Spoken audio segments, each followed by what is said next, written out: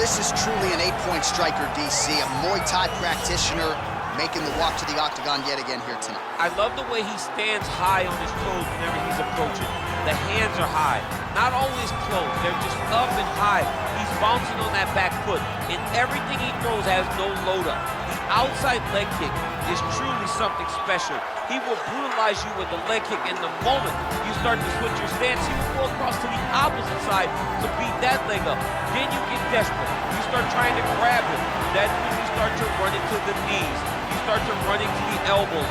He's just the most brutal guy that we've seen in the UFC for a long time. And at last check, there are no gloves or any padding on the feet or the knees. So nothing to protect you. Caution, flammable. All right, so here's the former UFC lightweight champion, Frankie Edgar, beat BJ Penn to win the belt back in 2010. Competed at featherweight for a while as well, but this was really a guy, DC, who popularized competing at the natural weight before it became all the rage. Yeah, he just didn't want to cut weight. He told me also that because his kid wrestles, he won't make his kid cut weight because he doesn't cut weight. Why should he make him do something he won't do? But he fought where he felt most comfortable. He was not draining himself, and by not draining yourself to get on the scale, Frankie was able to fight with a pace that a lot of those 155-pound guys could not match.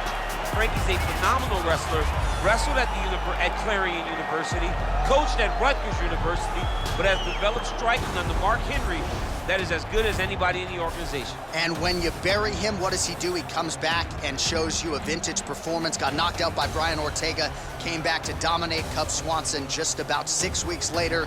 Frankie Edgar back on the proving ground here tonight. Ladies and gentlemen, this fight is 3 rounds in the UFC Featherweight division. Introducing first, fighting out of the blue corner, a Muay Thai kickboxer holding a professional record of 22 wins, 5 losses. He stands 5 feet 7 inches tall, weighing in at 135 pounds. Fighting out of Sao Paulo, Brazil, Thomas Tominhas Almeida!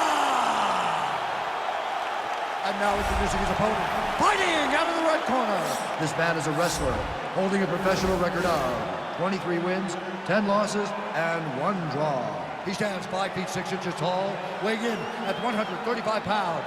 Fighting out of Toms River, New Jersey, Frankie the Answer Edgar! And when the action begins, our referee in charge, Herb Dean.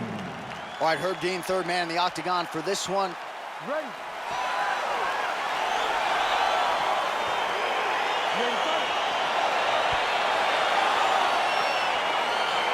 All right, here we go with round 1. You are paid to tell us what you think is going to happen as an analyst. We have a striker, we have a grappler.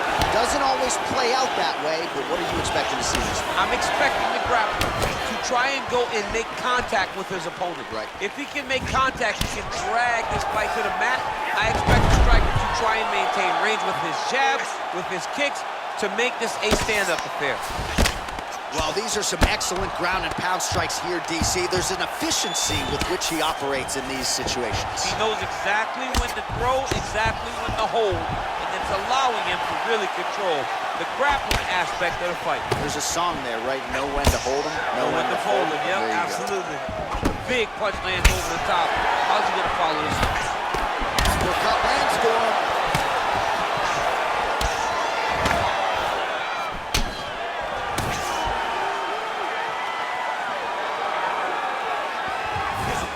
Edgar's kick, that one blocked. That right hand hurt him a little bit. He engages in the single collar tie. Oh, and there's another uppercut. DC, you got a pretty good uppercut. I'm not sure it's as good as his, but pretty good. It's not as good as this guy, because this guy can throw it on both sides, and he throws it with the same amount of power to the body and to the head. He's very, very good at throwing uppercuts. And a nice job at least staying upright on that. So just over 20 total strikes have landed for Thomas Almeida. Oh, and he finally gets the takedown now. So what do they say? Try again? If at first you don't succeed, you try again. And this guy is the poster boy for that saying, because he shot many takedown attempts, and he finally has secured one. Man, this is some serious ground and pound. He's trying to put this dude's head, like, through the canvas. He's one of the better ground and pound fighters we have in the entire UFC, and you're seeing why. Stuffs that takedown attempt without issue. And now he's got that tie clinch. We'll see what he can do with it. Got the single collar tie. Man, the takedowns have come in bunches tonight, and there is another one. That was his strategy coming in. He has executed to perfection tonight. It never works out perfectly, but today it seems to be going as great as it can be. I know the takedowns don't look beautiful. They don't look perfect, but it doesn't matter. He's a submission guy. All he needs to do is get you to the ground. Right. So even if it looks a little bit bad being there, he is accomplishing the ultimate goal. That's to make you grapple with him. Big, powerful punch lands. Now he gets back to range. And he landed the right hand there. Oh, nice. Beautiful collar tie. He's got him in the clinch. Well, he has stayed busy and he has stayed accurate. Nice combination there. Very accurate. A lot of activity, and the hands look phenomenal tonight. All right, so he's landed a few seminal uppercuts already, DC. You got to think he goes back to it. I am almost certain he's going to go and try to find another one of those. But expect him to really set down and try to make one really count and try to end this fight. Big punch lands. Ooh. Oh, now gets an underhook to get a more dominant position.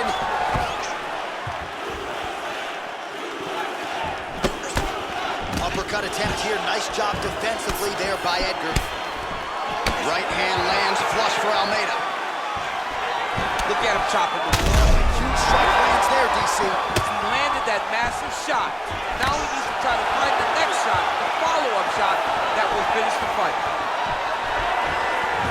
I mean, he's cutting down the sides with these beautiful leg kicks. Starting to do some really significant damage to the body here. Another strike lands there. Take him down, cut him. Take him down, cut him. Over and over, he secured these takedowns.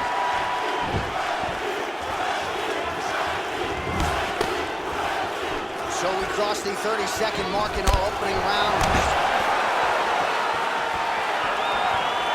Nice punch land.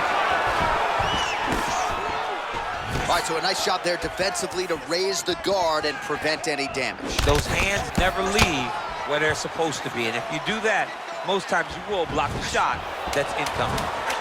Look at him working at trying to shut the liver down. Going to the body now with that hook. Fantastic takedown. Oh, wow, oh! All right, a lot of high-level striking action in that last round. Daniel, take us through it if you will. Tit for tat. Who has the best chin? It seemed as though they were looking for that answer. Both guys took risk. What a fantastic round.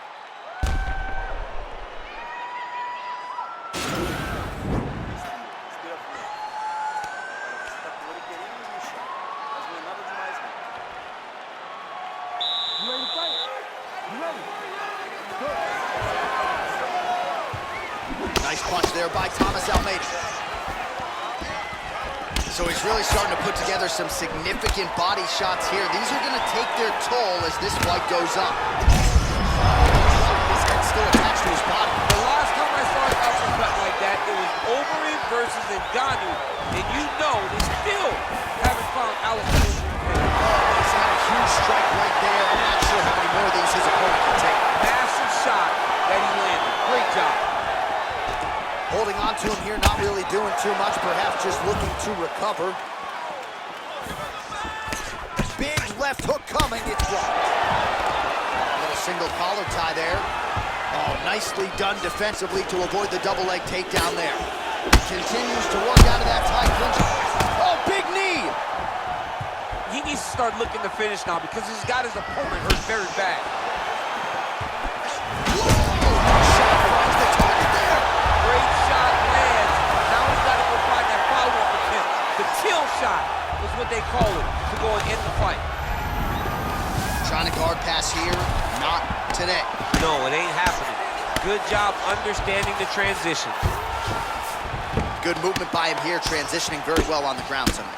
Step for step, he's staying with his opponent in every transition.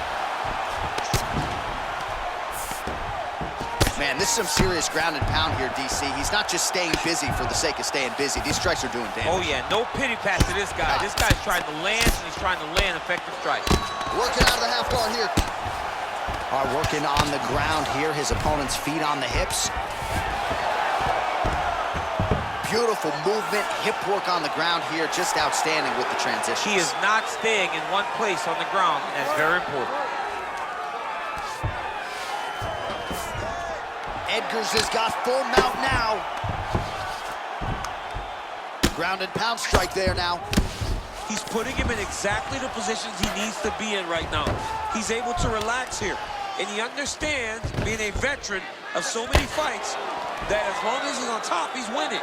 He feels like he's winning here.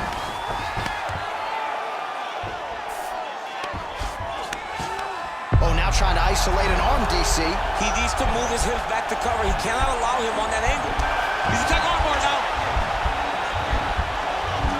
You got to recognize that when a guy starts to put his feet on your hips, you got to move him off, and you got to cover. You can't be off to an angle. It's in there deep. There you go.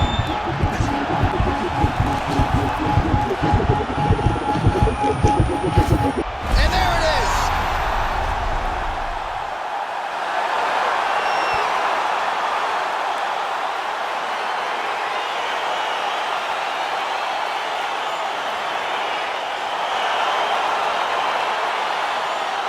Let's take a look back at the replay as he gets it done by submission tonight, champ. I mean, you know, this guy has such a great submission game that you cannot lay in his guard. He's so skilled, he's so tricky, and he's so good at weaving a web that gets you lost in it that he made him pay for it tonight and got the submission victory.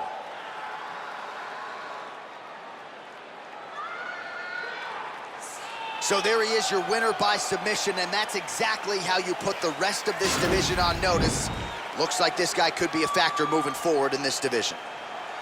Ladies and gentlemen, referee Herb Dean has called a stop to this contest at 2 minutes, 48 seconds of round number 2.